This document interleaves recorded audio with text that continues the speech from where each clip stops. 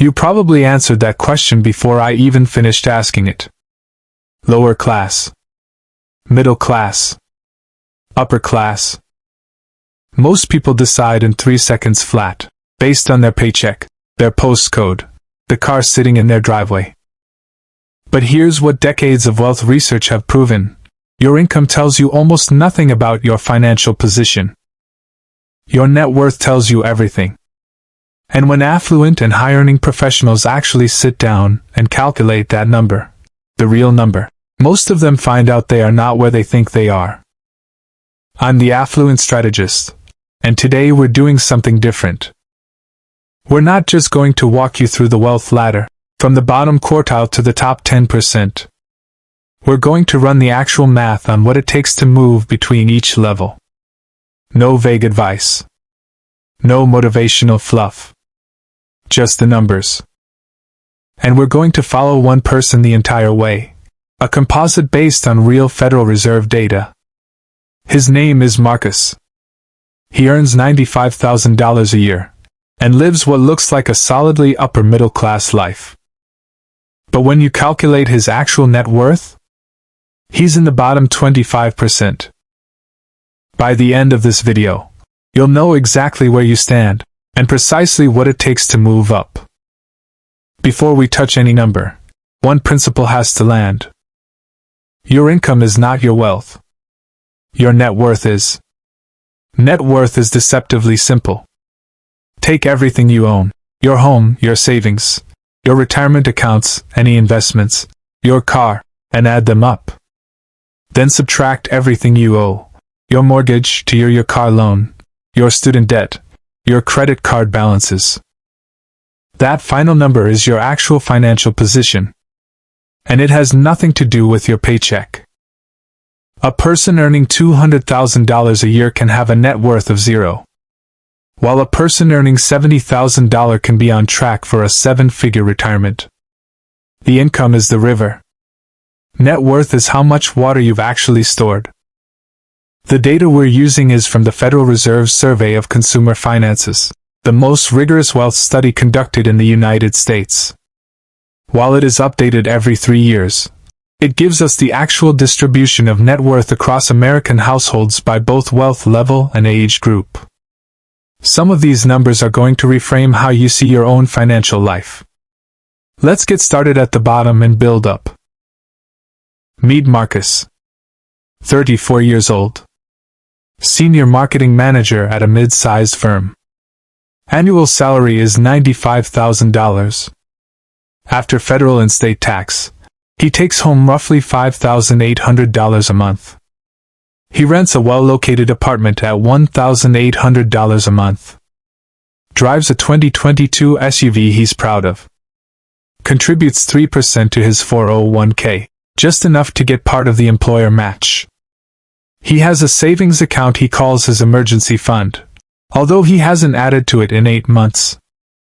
Marcus feels upper middle class. His colleagues see his lifestyle and assume the same. Now let's run the actual math. Assets, SUV, $26,000 current value, 401k balance, $14,500, savings account, $4,200, total assets, $44,700, liabilities, remaining car loan, $21,000, student loans, $29,500, credit card balance, $3,800, total liabilities, $54,300, net worth, $44,700 minus $54,300. Marcus's net worth is negative $9,600. He is not upper middle class. He is not even lower middle class. He is in the bottom quartile, and so are millions of Americans earning comparable or higher salaries. That is the income trap. Good money coming in. No wealth accumulating. Let's build the ladder, and let's be precise about what each rung actually requires. Bottom 25%. Net worth under $23,000. That is where Marcus sits. And this bracket is deeply misunderstood. Most people assume it's populated by low-wage workers. It's not. This bracket is full of professionals, people earning $70, $80, $90,000 a year, who simply haven't built assets. The income arrives and the income departs. Car payments, student debt, rent, and lifestyle inflation. The net worth needle doesn't move. For Marcus specifically, the problem is structural. He has no home equity, the primary wealth driver for most American households. His debts exceed his assets. And his retirement savings, though started, are dramatically underfunded relative to his income and his age. Lower middle class, $23,000 to $179,000. To cross this threshold, Marcus needs a net worth of at least $23,000. He's at negative $9,600. That's a $32,600 gap. The lever here isn't complicated, it's just painful. What you need to do is to eliminate high-interest debt aggressively, and redirect that cash flow into savings and early investment. Most households that cross this threshold do so through home equity. A $300,000 home with a $240,000 mortgage gives you $60,000 in home equity. Add modest retirement contributions and savings, subtract a car loan, and you're in this bracket. But here's the trap. Most of the net worth is not liquid. It's locked inside the house and you can't spend home equity. You can't use it to absorb a $10,000 medical bill without selling or borrowing. Financial progress is real, while financial fragility is still very much present. The median, $193,000. This is the exact midpoint of American household wealth. Half of all households sit above this. The other half sits below. When most people hear $193,000, they're surprised, either because it sounds too low given how wealthy the news cycle makes everything feel, or too high because they're nowhere near it. Both reactions reveal the same gap. Most people have no idea where the actual middle of America's wealth distribution sits. At the median, the composition looks roughly like this: $120,000 in home equity, $50,000 in retirement accounts, $15,000 in savings, minus manageable consumer debt. This is why age-adjusted benchmarks matter. The wealth ladder is not one size fits all. A 30-year-old who's behind has 30 years of compound growth to work with. A 55-year-old who's behind has a much narrower runway. The number matters. The context around the number matters more. Where are you, relative to your age group? That is the question that should be driving your strategy. Marcus now knows where he stands. The question is what happens next. Let's run 3 scenarios, and let's be precise. Path 1. The coast. Marcus makes no strategic changes. He pays minimums on all debt. He contributes 3% to his 401k. He keeps spending what he's spending.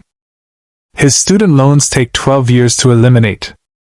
His investment growth is sluggish. By age 54, his net worth reaches approximately $130,000. Sound like progress? But compare it to the median for 55 to 64-year-olds, $365,000. 2 decades of a strong salary, and Marcus arrives at 54 sitting more than $230,000 below the median for his age group. That is the cost of financial autopilot. It is expensive, it is invisible, and it is extremely common. Path 2. Intentionality. Marcus gets strategic. He cuts $800 a month from discretionary spending, dining, subscriptions, and impulse purchases. He redirects it, $500 toward accelerated debt payoff, $300 into his 401k above the minimum. His student loans are gone in under 4 years. When they're eliminated, he redirects that $500 entirely into investment. Now he's deploying $800 a month into the market. At 38, he purchases a modest property and begins building equity. At a 7% average annual return on investments, by age 54 his portfolio alone is worth approximately $375,000. At $160,000 in home equity. Total net worth, roughly $535,000. That's upper middle class. That's the 75th percentile for his age group. The same income. The same starting point. But different decisions. Path 3. Aggressive. Marcus goes further. He invests in skill development and positions himself for a salary increase, and within 5 years, he's earning $115,000. He continues living on his original budget. His investable surplus nearly doubles. He eliminates all debt within 3 years. He deploys $1,600 a month into investments. At 37, he house hacks a duplex and lives in one unit, while he rents the other. His effective housing cost drops substantially while equity builds simultaneously. By 54, his investment portfolio, $750,000. His real estate equity, $320,000. Total net worth, $1.07 million. Now he is at top 25% of all American households. Well above the 90th percentile for his age group. From negative $9,600 to over $1 million in just 20 years. On a salary that started at $95,000. The math works. It requires no lottery. No inheritance. No extraordinary stroke of luck. It requires understanding the math, and then making decisions that are consistent with it. 3 different paths. The same starting point. The same person. And wildly different destinations. Now let's come back to the question from the very beginning. Lower class, middle class, or upper class, which one are you? You had an answer in your head when this video started. And now? You have the data to check it. If where you stand isn't where you expected, that's not a failure. That's information. And information is the only thing that gives you the ability to make decisions that actually change the outcome. The most powerful financial advantage isn't a high income or a lucky break. It's knowing exactly where you are, understanding the math between you and where you want to be, and making decisions that are consistent with that math, every month, and without exception.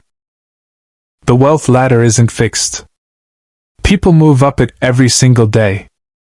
Not by hoping. Not by earning more and spending more. By running the numbers, and then living in alignment with what the numbers tell them. If this gave you clarity, click on the subscribe button now, because every week, we break down the financial decisions that actually build wealth, with real numbers. And drop a comment, where did the age-adjusted benchmark place you?